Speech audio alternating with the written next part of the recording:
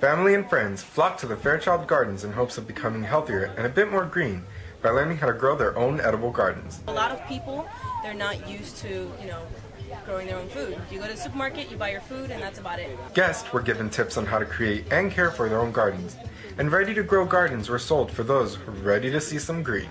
I really enjoyed it. Out of all the festivals we do throughout the year, this is one of my favorites. This one and Food and Garden. And in the spirit of Halloween, decorations hung from the trees.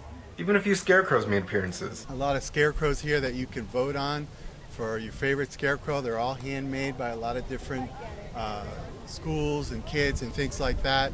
In addition to the special attractions, the festival also held lectures discussing garden growing, soil enriching, cheese making, and the history of beer. Somebody here at the garden, like this history of beer sounded interesting. But what does beer have to do with gardening? Or even history? Beer was being used as caloric intake, not just to drink beers, but for actual necessary calories, because back in the day, they had to hunt for food, they had to scramble to get food, there weren't restaurants in every corner.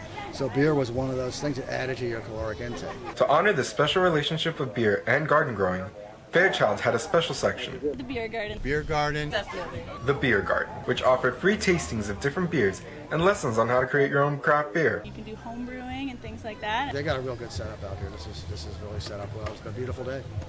Can't argue there. This has been Carlos Esperon, FIU News.